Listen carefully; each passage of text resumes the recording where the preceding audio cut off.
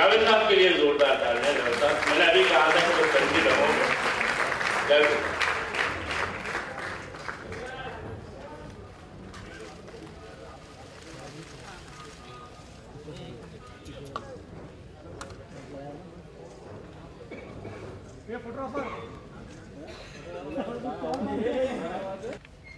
पहली बार ये किताब हिंदी में क्यों और किस तरह सामने आई, ये बताएंगे डॉक्टर सत्यपाल सिंह। और उर्दू में ये किताब की जरूरत क्यों महसूस की गई, ये बताने के लिए और अपने मेहमानों का इस्तकबाल करने के लिए मैं इस प्रोग्राम के रहनुमा प्रेसिडेंट माइनॉरिटीज एजुकेशन फाउंडेशन साबिक एमएलए मिस्टर सुहेल लोखंडवाला साहब को आवाज दे रहा हूं, जिनके नाम में लोखंड है लेकिन बाद में गर्मी है, सोज है, तड़प है।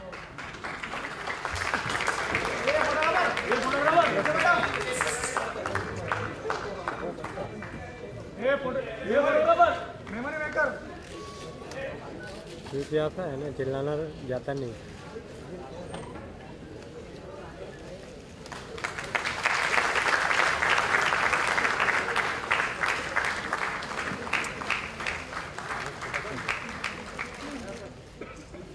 इसके बाद मैं गुजारिश कर रहा हूँ कि सुहेल लोखंडवाला साहब से कि वो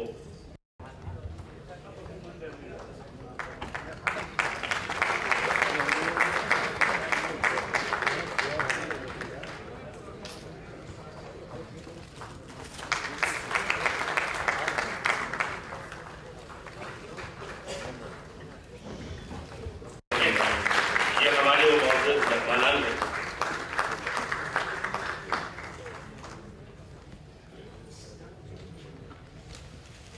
मैं वल्लू साहब से गुजारिश कर रहा हूँ कि हमारे बोहरा कम्युनिटी के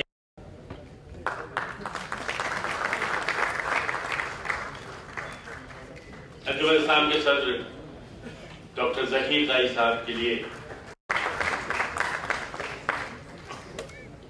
वक्त बड़ी तेजी से गुजर रहा है। मुझसे ये कहा गया है कि तकरीर की तारीफ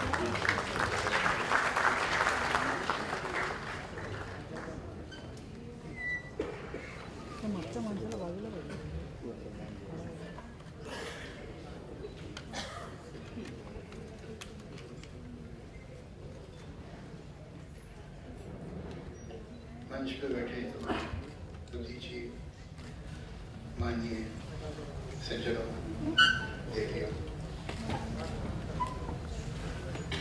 जिसका जो काम होता है वो करते ही रहता है और कुछ भी करे अपना काम छोड़ता नहीं। अब देखिए पुलिस का काम तो तलाश करना है, तो किताब भी अगर लिख रहे हैं तो तलाश इंसान की।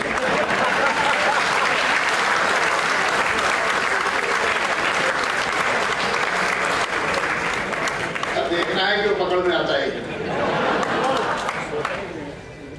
दरअसल शायद अगर हम आज इंसान को ढूंढें तो मुश्किल ही है मिलना।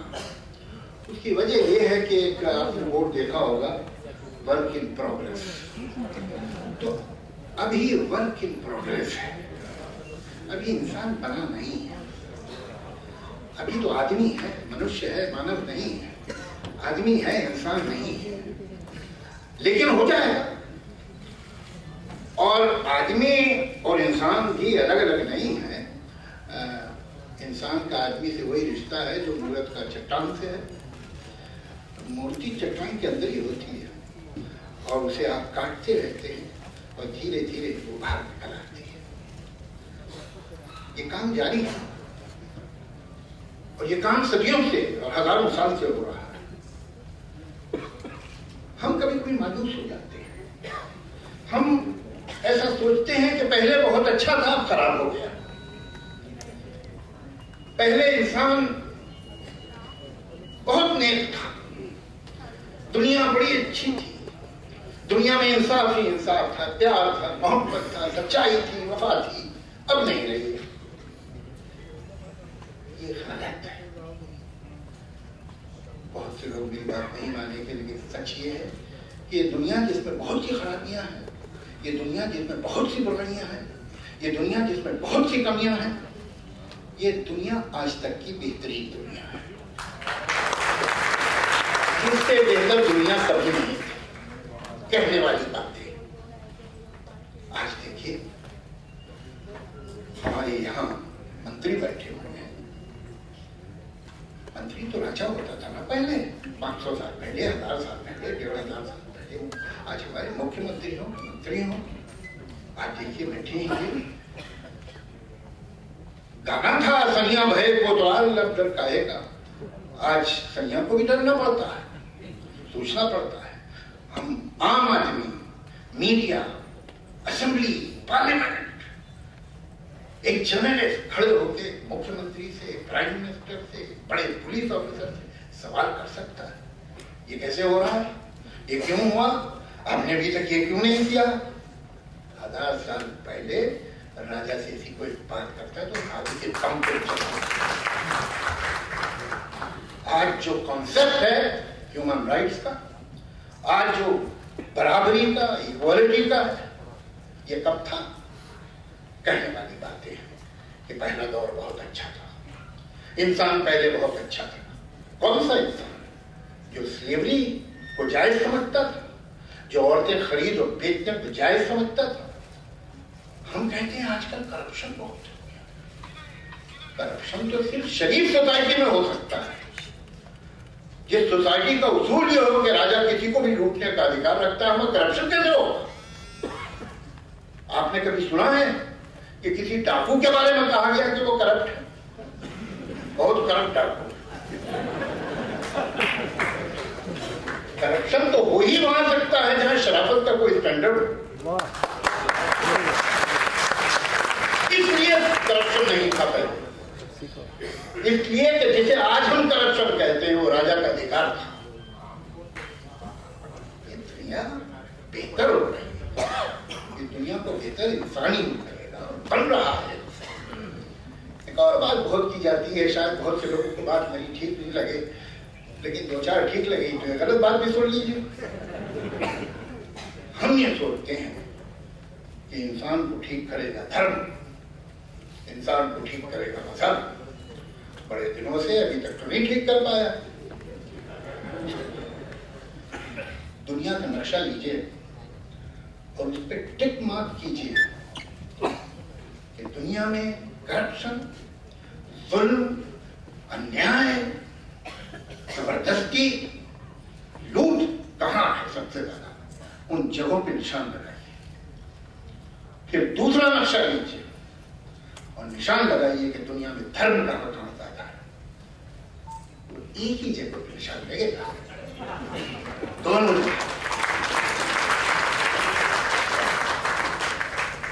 धर्म का क्या ताल्लुक है मोरालिटी से? मुझे तो उन लोगों की बड़ी इज्जत होती है जो बड़े रिलीजियस है फिर भी अच्छे लोग। साहब देखिए कमाल का आदमी, हालांकि रिलीजियस है लेकिन बड़ा आदमी। मैं तो ऐसा इंसान को ठीक करेगा उसका इल्म, उसका कॉन्शियस, उसका ज़मीर, उसकी आत्मा। और आत्मा में रूह और स्पिरिट को नहीं कह रहा हूं बल्कि उसकी इनर थिंकिंग। ये दुनिया जिन लोगों ने संभाली है वो और लोग हैं। कहते हैं लोग कि अच्छा ये सब बातें नहीं माने तो सच क्यों बोले भाई? झूठ बोलने में फायदा है, सच बोलने में नुकसान है, तो हम क्यों बोले सच? ये बड़ी शॉर्ट साइटेड बात है कि सच बोलने में नुकसान है और झूठ बोलने में फायदा है। ये ऐसा है जैसे कि मैं कहूं कि ट्रैफिक सिग्नल पे रुकने में तो मैं देर से पहुंचूंगा, तो मैं ट्रैफिक सिग्नल क्यों ना तोड़ूं, जल्दी पहुंचूंगा। हो सकता है एक बार जल्दी पहुंच भी जाऊं, लेकिन या तो मेरा एक्सीडेंट होगा या किसी का एक्सीडेंट करूंगा। सच बोलना, ईमानदारी से रहना, शराफत से रहना इतना ही इंपॉर्टेंट है जितना गाड़ी लेफ्ट पे चलाना। बस इसमें कोई स्पिरिचुअल बात नहीं, ये प्रैक्टिकल बात है। आपको सच इसलिए बोलना चाहिए कि आप समाज में रहते हैं, और अगर झूठ बोला तो गड़बड़ होगी, ट्रैफिक जैम होगा अगर गाड़ी गलत साइड से ले गए।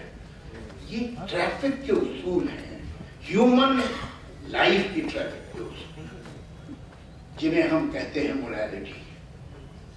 उसके बगैर समाज सही नहीं चलेगा तो आपका भी नुकसान, मेरा भी नुकसान, किसी न किसी दिन, या मेरे बच्चों का, आपके बच्चों का। इसलिए सीधी तरह चलना चाहिए।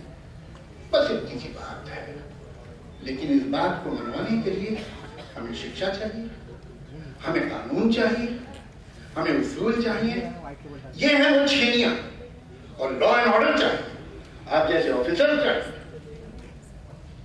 इनके हाथों में वो छेनियां हैं जो चट्टान को काट काट के मूर्ति बना रहे हैं, इंसान को संभाल संभाल इंसान बना रहे हैं। आपने किताब लिखी है, आपके हाथ में भी एक छेनी है, हर पुलिस ऑफिसर के हाथ में एक छेनी, और ये छेनी बड़ी इंपॉर्टेंट है। ये छेनी अगर जरा सी भी लड़त पड़ गई तो जो इंसान की मूर्त आप बना रहे हैं उसमें खराश आ जाएगी।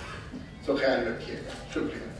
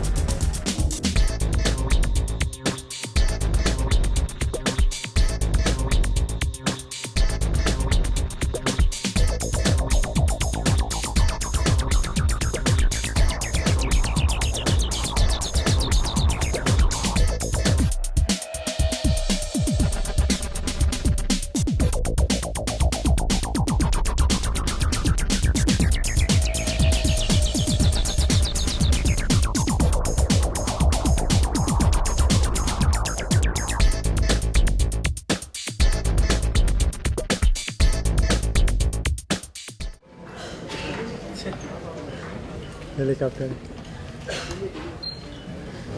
आज के इस कार्यक्रम के मुख्य मेहमान आदरणीय श्री अमिताभ जी बच्चन,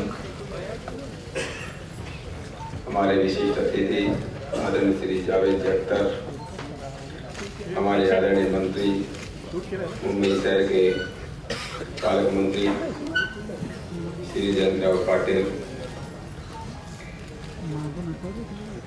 श्री सुहेल लोखंडवाला, जिन लोगों ने इस किताब को ये अंजाम आज दिया है, मेरे सामने बैठे हुए सभी सज्जनों, हमारे रिटायर्ड पुलिस कमिश्नर, पुलिस अधिकारी, भाइयों बहनों, मीडिया के इतने मित्रों, मैं आपको ये थोड़ा बताना चाहता हूँ। डॉक्टर कासिम इमाम ये कह रहे थे कि इस किताब की शुरुआत कैसी हुई। वैसे तो मेरा समय, ज्यादातर समय, अमिताभ जी का समय डॉक्टर सुहेल लोखंडवाला ने ले लिया। 5 मिनट से टाइम था, वो 24 मिनट में बोले। प्रिंसिपल होकर के टाइम का ऐसा उन्होंने दुरुपयोग किया, पर उनको अधिकार था तो इसलिए उन्होंने किया। अभी से जावेद अख्तर जी ने बात की कि इंसान जितना अच्छा आज है शायद पहले से अच्छा है। पहले इंसान शायद इतने अच्छे नहीं थे। इस दौर में तरक्की के अंदाज निराले हैं। इस दौर में तरक्की के अंदाज निराले हैं। जहनों में अंधेरा, सड़कों पर उजाले हैं। सड़कों पर उजाले।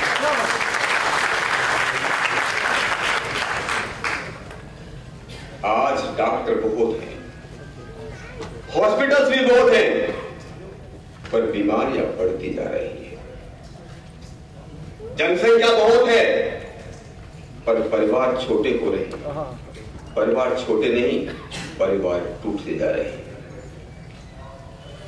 इस दुनिया का सबसे सर्वोत्कृष्ट प्राणी, सबसे बुद्धिमान प्राणी, जिसको हम मनुष्य कहते हैं, इंसान कहते हैं, आंखें उसी की खराब होती हैं, कान उसी के कमजोर होते हैं।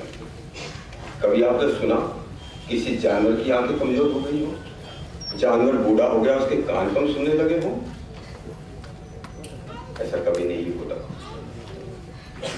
स्कूल और कॉलेज बढ़ते जा रहे हैं, यूनिवर्सिटी बढ़ती जा रही है, उसी हिसाब से अपराध और गुनहगारी भी बढ़ती जा रही है। हजारों नहीं,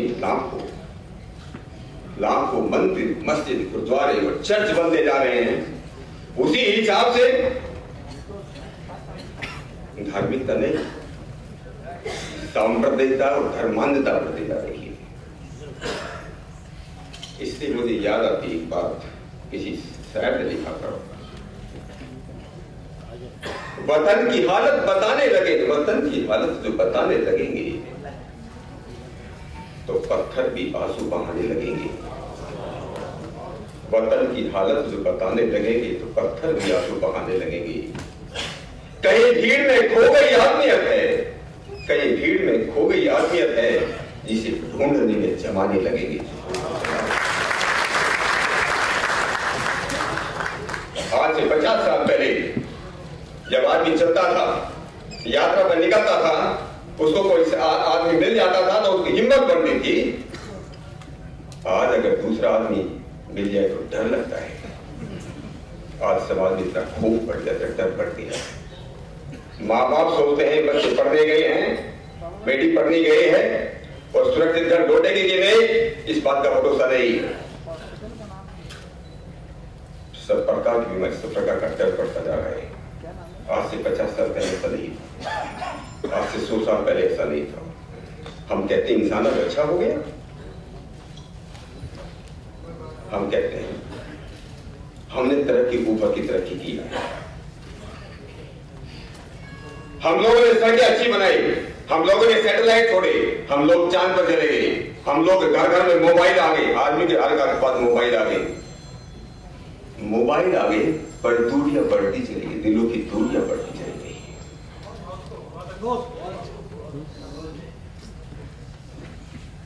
समस्या बहुत गंभीर है। कई साल पहले, मैं भी टाइम ज्यादा ले रहा हूं,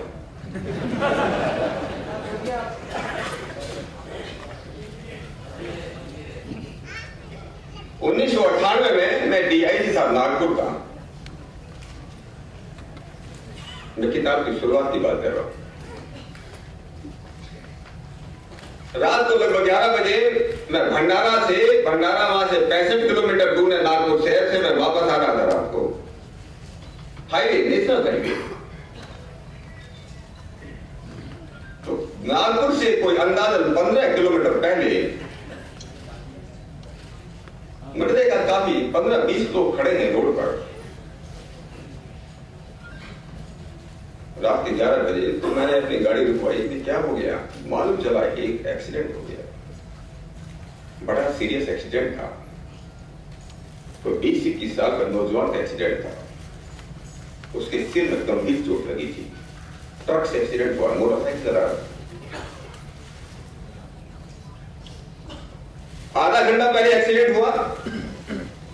पास के गांव में के लोग 15-20 आदमी जमे थे और हर एक कार वाले को, हर एक गाड़ी वाले को रोकने की कोशिश कर रहा कि रुको इसको हॉस्पिटल पहुंचाना है। 15 किलोमीटर दूर है नागपुर शहर, कोई रुकने की तैयार नहीं था। एक कार वाला जो अकेला गाड़ी चला रहा था, उसको लोगों ने रोका, जबरदस्ती रोका। अरे किसी का जवान बेटे का एक्सीडेंट हो गया, आपको 15 मिनट लगेंगे इसको नागपुर से हॉस्पिटल में छोड़ने के लिए, रुक जाओ। उस आदमी ने जिधर एक्सीडेंट हो उधर तो देखने से मना कर दिया। अरे मेरी पत्नी बहुत बीमार है घर में, मैं नहीं रुक सकता, मैं नहीं चला गया। जब घर में पहुंचा, भंडारा पहुंचा, उसकी पत्नी ने कहा कि उनका अकेला बेटा 2 घंटे पहले मोटरसाइकिल पर नागपुर गया है।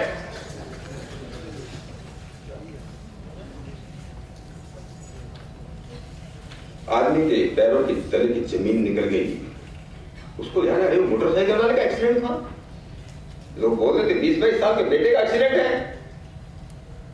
घर में बैठने की हिम्मत नहीं, पानी पीने की हिम्मत नहीं हुई। पत्नी को लेकर के एकदम से चला और नागपुर के सिविल हॉस्पिटल में पहुंचा और पता चला वो उसी का बेटा था। और दोस्तों बेटा मर चुका था। डॉक्टर ने कहा उसको 15 मिनट पहले लाया गया होता तो बेटा बच गया होता। क्या वो बाप कभी अपने को माफ करता है? एक्सीडेंट हमेशा दूसरों का होता है। चेरिटी दूसरे की बेटी की होती है, चोरी भी दूसरे के घरों में होती है। जब चाकू चलाए जाते हैं तो दूसरे के ऊपर चलाए जाते हैं, हमारे ऊपर नहीं। तब मैंने लेख लिखा। लेख का टाइटल था इंसान तेरी तलाश जारी है। नवभारत छपा, लंबा आर्टिकल था, 2 किस्तों में छपा। आपको विश्वास नहीं होगा, मुझे 100 से ज्यादा पूरे हिंदुस्तान से कई स्टेट से लोगों ने मुझे, जिसको भी कई आर्टिकल पढ़ने का मौका मिला, 100 से ज्यादा लोगों ने मुझे पत्र लिखे। आज वास्तव में इंसानियत कहीं खोई गई है। हम सब लोग बोलते हैं कि आज इंसानियत कम होती जा रही है। अरे बाहर की बात छोड़ो, घर में बूढ़े माँ बाप से पूछो, आज वृद्धाश्रम किसने बनाए जा रहे हैं? हम कहते हैं इंसान अच्छा हो गया, फिर वृद्धाश्रम बनाने की जरूरत क्या है?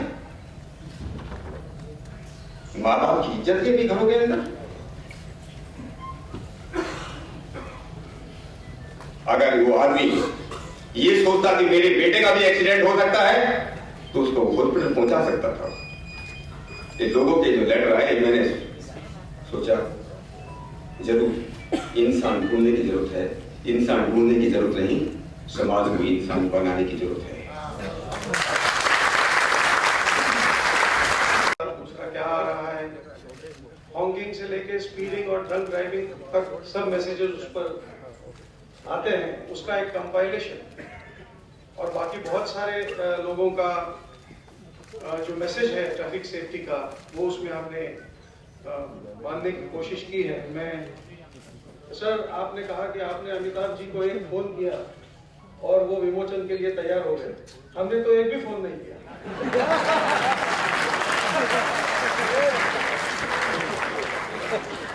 एकदम अनशेड्यूल्ड है, मगर हमें उम्मीद नहीं, हमें विश्वास भी है।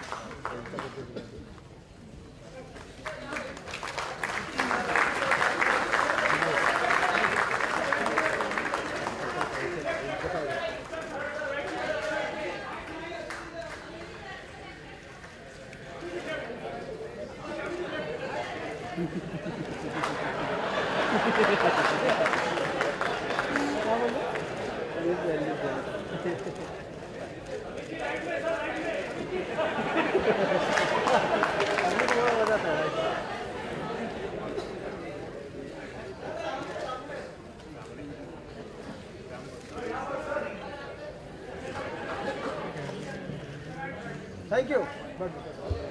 कि रियाया को कब हंसना और मुस्कुराना चाहिए। इसके बाद मैं सैयद जमशेद अली साहब से गुजारिश करूंगा है। जमशेद भाई ने इस प्रोग्राम में जितनी ज्यादा दिलचस्पी ली है वो यकीनन लाइव पे 27 है। कशिफ लाए जमशेद भाई प्लीज।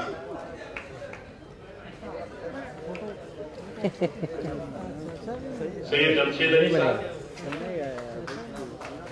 मैं अब्दुल हमीद, मैं AR वनु साहब से गुजारिश करूंगा कैसा शिवला वनु साहब जिनके हिंद फाउंडेशन ने इस किताब को शाया करने में सबसे पहले अपना दस्त से ताउन बुलंद किया। उसके बाद मैं हमीद नथानी साहब से गुजारिश करूंगा क्या है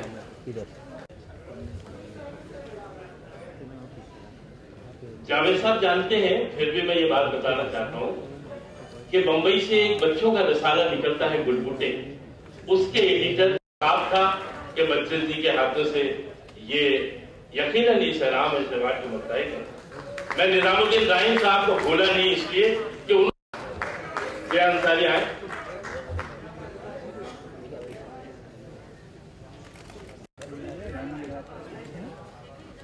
मैं कमलेश मिश्रा जी से गुजारिश कर हम हिंदुस्तानी सिनेमा के 100 साल बना रहे हैं और यकीन जानिए कि इन 100 सालों में 40 साल आपके यहाँ मंजूर है। आज इसी 40 साल का जश्न हम मनाएंगे और वो 70 साल का जश्न भी जो 3 दिन पहले हमने इसकी सालगिरह के मौके पर किया था। मैं आखिरी बात कह के विदा दूंगा। कहते हैं कि 100 चांद भी चमकेंगे तो क्या बात बनेगी, 100 चांद भी चमकेंगे तो क्या बात बनेगी, तुम आओ तो इस रात की औकात बनेगी।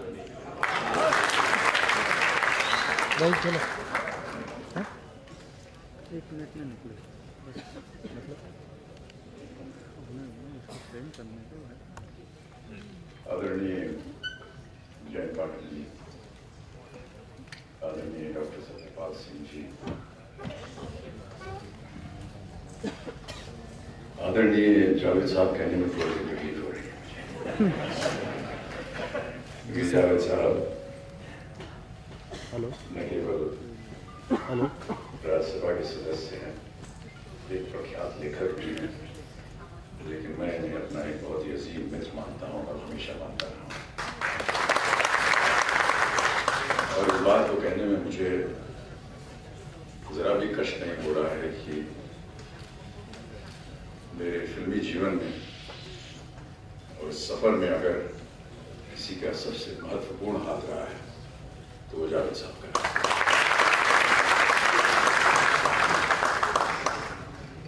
मंच पर उपस्थित सभी अतिथिगण, देवियों और सज्जनों, मुंबई पुलिस और माइनॉरिटीज एजुकेशन फाउंडेशन तो अपना मैं आभार प्रकट करता हूँ कि उन्होंने मुझे आज यहाँ आमंत्रित किया और अवसर दिया कि तलाश इंसान की पुस्तक और उसके लेखक डॉक्टर सत्यपाल सिंह जी के बारे में अपने विचार व्यक्त कर सकूं। इससे पहले कि मैं उस ओर जाऊं, मैं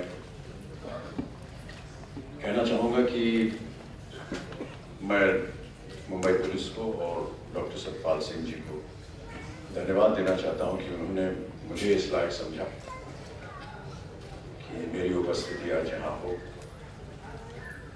जैसा कि आप सब लोग जानते हैं, फिल्मों से जो लोग संबंधित होते हैं उनके ऊपर एक अजीब सी नजर लगी रहती है हमेशा। वो कहा जाता है कि ये समाज को बिगाड़ते हैं। कुछ हद तक इसका इतिहास भी इसी तरह है। 50-60 साल पहले अगर आप मुझसे पूछेंगे तो देखेंगे कि एक थोड़ा सा विरोध होता था अच्छे घरों में, जब वहाँ के जो बच्चे थे वो फिल्मों में दाखिला मांगते थे या उसे देखना चाहते थे। मैं स्वयं भुगता हुआ हूँ, इसलिए कह रहा हूँ क्योंकि अपने बचपन में जब भी कभी कोई फिल्म देखनी हो तो माता पिता जो थे वो पहले जा करके उसका मुआवजा करते थे और उसके बाद जा करके अनुमति मिलती थी कि हम उस फिल्म को जा करके देख सकते हैं या नहीं। आज इस मंच पर आपने मुझे बुला करके मुझे बहुत गौरवान्वित किया है और मैं अपना आभार प्रकट करना चाहता हूँ।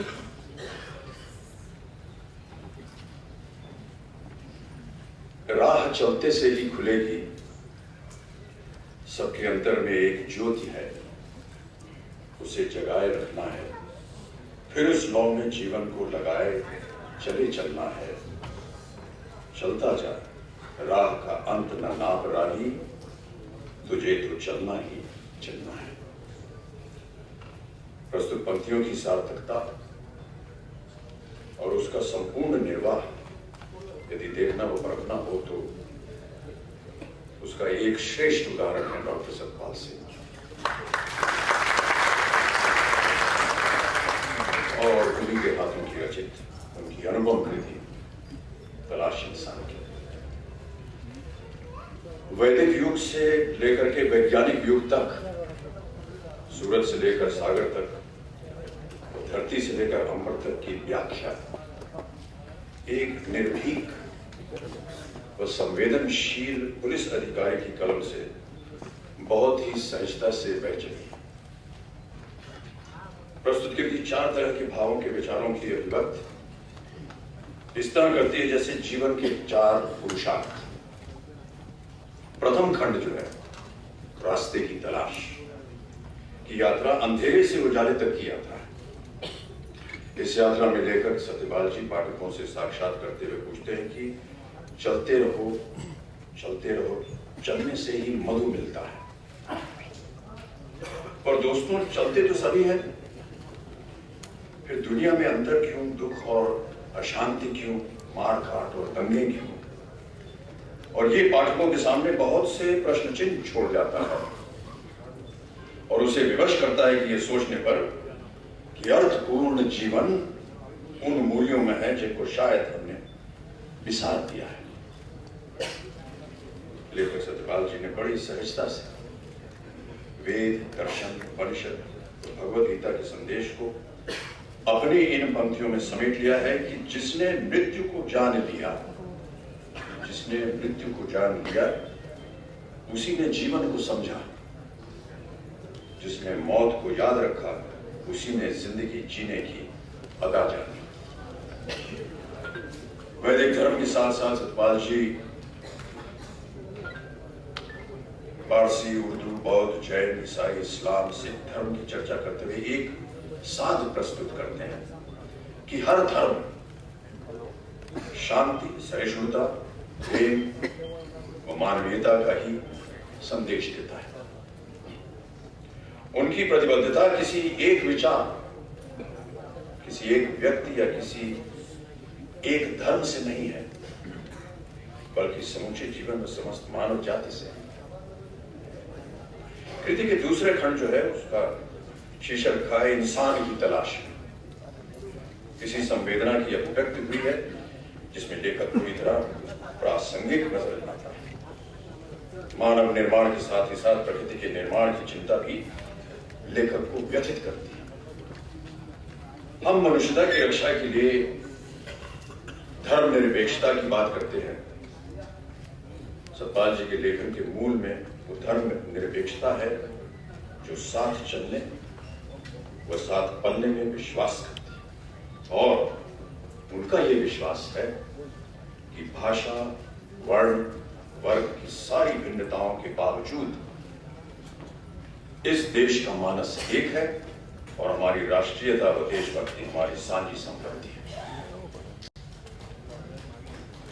उन्होंने अपने पुस्तक में ये लिखा, जिसे मैं एक बार फिर दोहराना चाहूंगा, हालांकि सतपाल जी ने उसके बारे में थोड़ा सा वर्णन किया था अपने भाषण में।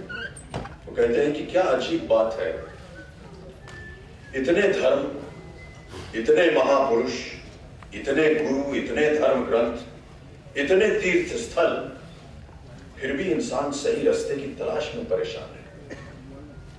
और यहां पर उन्होंने फिराक साहब की शब्दों से बताया है कि हजारों हिज्र पैदा कर चुकी है नस्ल आदम की, हजारों हिज्र पैदा कर चुकी है नस्ल आदम की, ये सब तस्लीम, लेकिन आदमी अब तक भटकता है।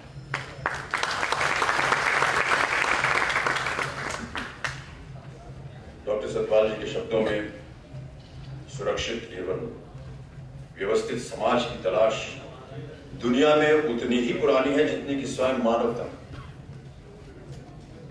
और मानव की सभ्यता। रचना की तीसरा खंड जो है सुरक्षा की तलाश में, इन्हीं भावनाओं व विचारों को उसमें उकेरा गया है। जिसमें राम राज्य से लेकर के आतंक राज और सुरक्षा व शांति के प्रमुख जिम्मेदार पुलिस की भूमिका का बयान किया गया है। इस तरह इस फिल्म के पुलिस की छवि, उसकी समस्याएं, देश के कानून, कोर्ट, जेल, पुलिस सेवा की अपनी सीमाओं पर लेखक की दृष्टि गई है और अपराध व भ्रष्टाचार के कारणों का खुलासा करता सा प्रतीत होता है। उनका कहना है कि मित्रों, आओ सुरक्षा के इस पवित्र यज्ञ में हम समर्पित भाव से अपनी आहुति दें, समर्पित भाव से अपनी आहुति दें, अन्यथा आगे जाना या आगे आने वाला कल हमें माफ नहीं करेगा। अंतिम व चतुर्थ खंड का शीर्षक रखा है स्वर्ग की तलाश। यहां डॉक्टर सतपाल जी विभिन्न धर्मों के माध्यम से स्वर्ग को परिभाषित करते हैं, साथ ही यह भी कहते हैं कि निसर्ग में ही स्वर्ग है, निसर्ग में ही स्वर्ग है। उन्होंने स्वस्थ शरीर को भी स्वर्ग की संख्या दी, जिसे सात्विक आहार व योग साधना द्वारा प्राप्त किया जा सकता है। उनका मानना है कि स्वर्ग और नरक ये दोनों इंद्रिय निर्मित हैं। इंद्रियों को जीतना ही स्वर्ग है और न जीतना ही नरक है। इसके साथ ये देश के विकास के लिए, देश को स्वर्ग बनाने की प्रक्रिया के लिए विज्ञान, तकनीकी व शिक्षा के क्षेत्रों में भी निरंतर विकास के लिए वो कटिबद्ध हैं। सुरक्षित व भय मुक्त समाज डॉक्टर सतपाल जी की प्रमुखता रही है।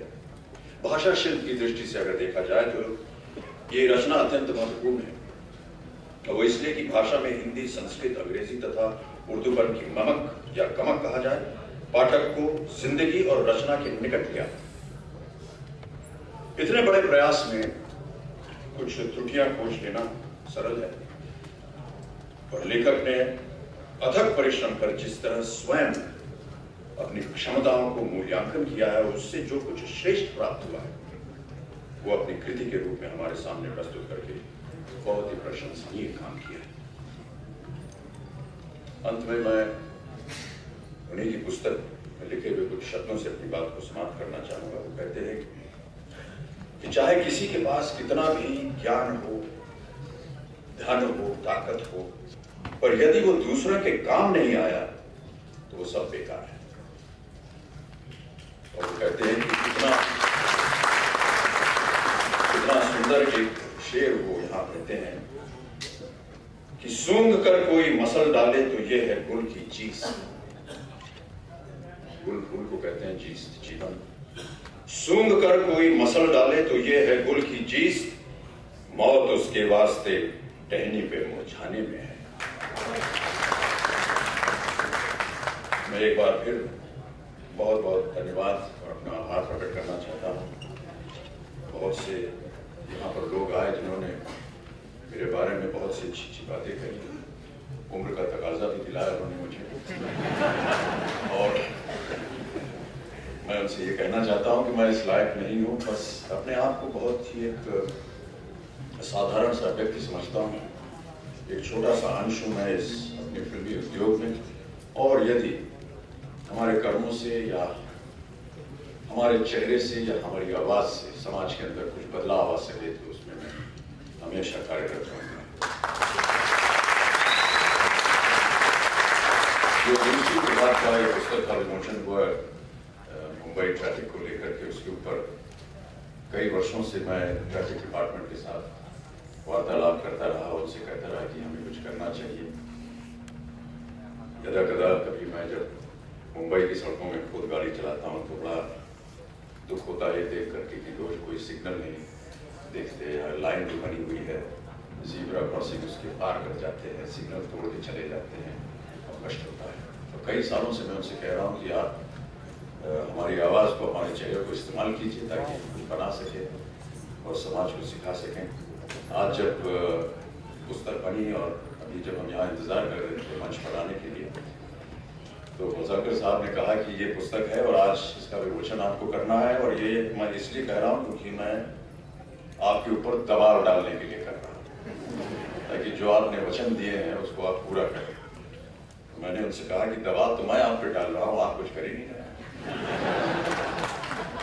मैं उम्मीद करता हूँ कि बहुत जल्द हम सब मिल करके एक कुछ ऐसी एडवर्टीजमेंट करेंगे या आपकी बातें व्यक्त करेंगे ताकि जो मुंबई का ट्रैफिक सिस्टम है वो सुधर सके।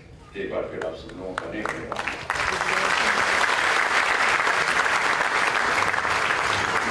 नेशनल एंथम पुलिस महकमे की जानिब से, बॉम्बे पुलिस की जानिब से बैंड पर पेश किया जाएगा।